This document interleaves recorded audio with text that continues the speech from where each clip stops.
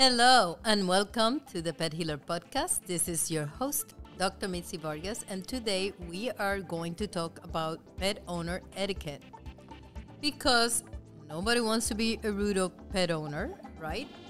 And one of the things that we're going to start with is scoop your dog's poop. And I know that you're listening to the podcast as a integrated podcast for pet care and questions about integrated care. But I feel like these are basics that I see more and more people completely ignore. The reason we have multiple dispensary for pet bags and basket or just to get the dispose of your pet's accidents and poop near the property of our practice. And obviously, in most public dog parks, they have the dispensary of bags and the receptacles to collect the poop. But people don't use it. They just let the dogs run in the park. And we were just taking our dogs out to the park and we observed some rude behavior. And I just feel a little salty about it. And I wanted to talk about it in the podcast. So indulge me. Scooping the poop is important. Number one, you don't want people to step on it and then make a mess. When you step on dog poop, some people pretend that, if you step in poop, it's good luck. Well, I don't see it that way. I'm not superstitious in that way. And I just see a ruined shoe and stinky car because you just step in your car. And it's just very obnoxious and rude when people do not pick the poop. It is also a health hazard because the dogs walk around without shoes. And so transdermally, they can absorb a lot of parasites.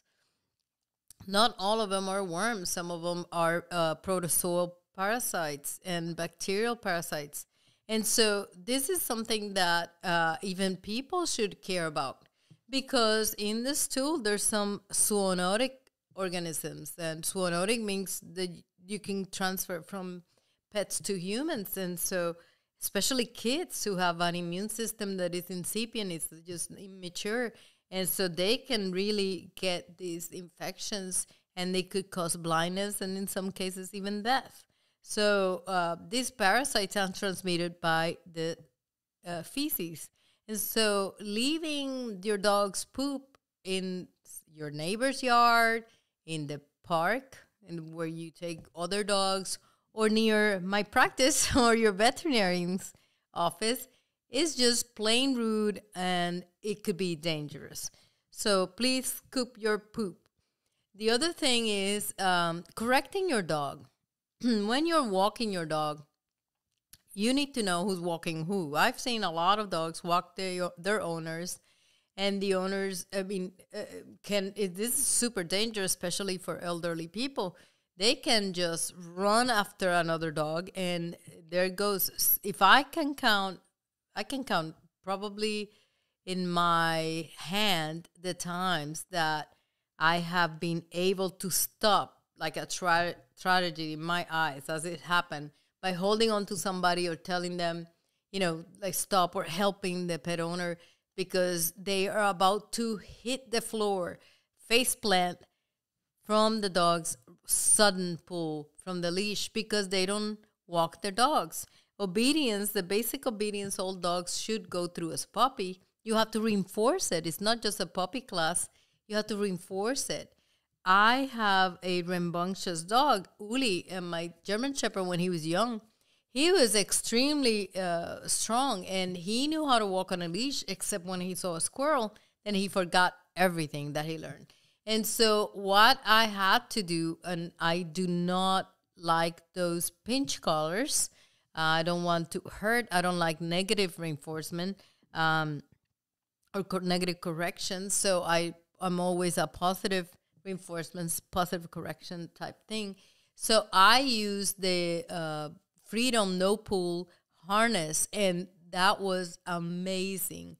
I tried the gentle leader, and in some dogs it's great. In Uli, it wasn't great. He was just after his nose, the part that goes over the nose, he couldn't take it.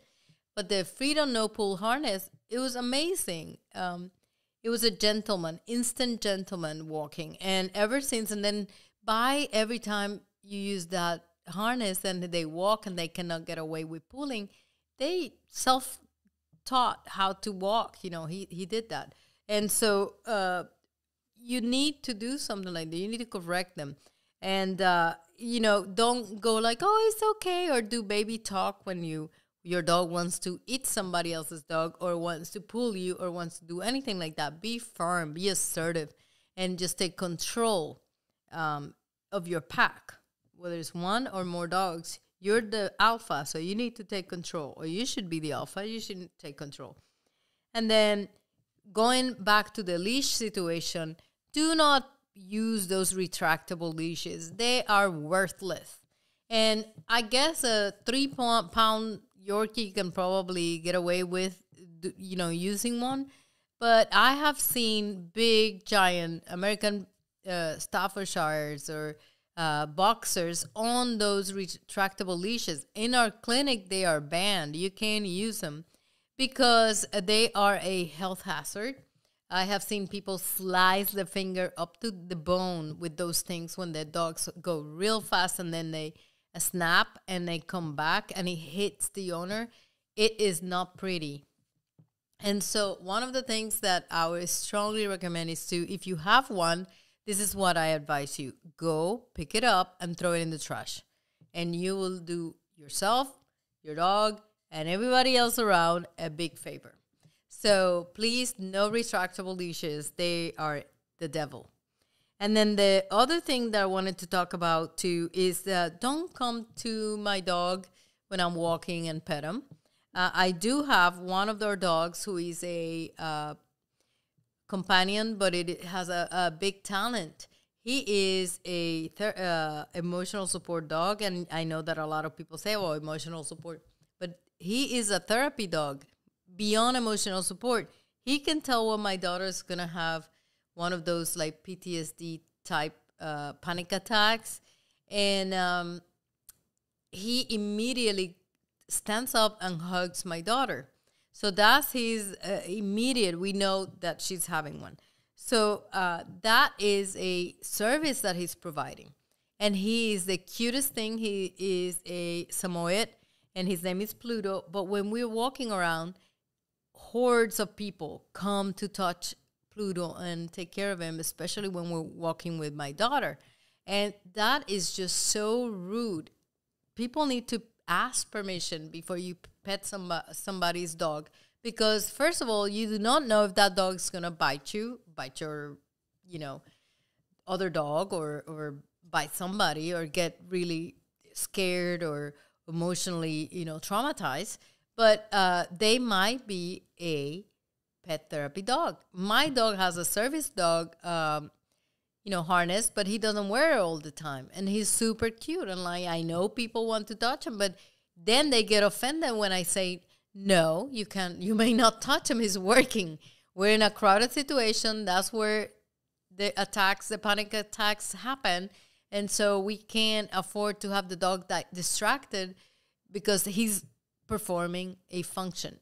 And so be aware. Don't be rude. Ask, hey, may I pet your dog? Or before approaching with your dog, going crazy on the leash, from a safe distance, ask, hey, is your dog okay with other dogs?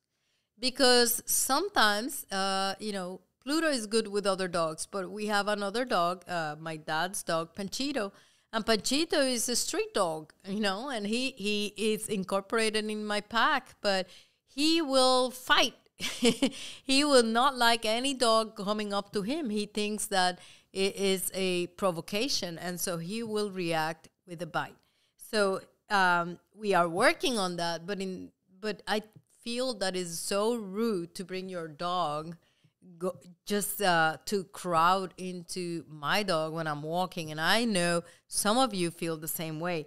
But if you're the one doing it, then shame on you. Do better. You know better. Then you do better.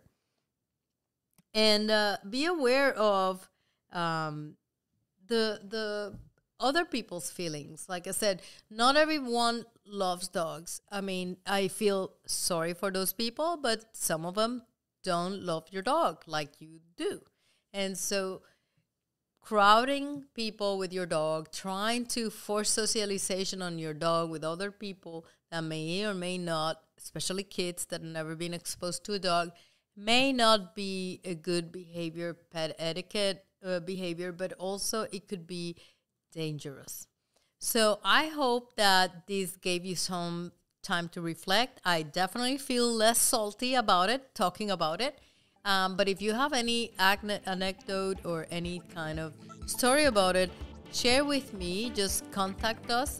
All our platforms, we have contact emails. But our Facebook page is always there for you to comment and to send us messages, and we'll be so happy to answer them. Thank you, and until the next time, stay healthy.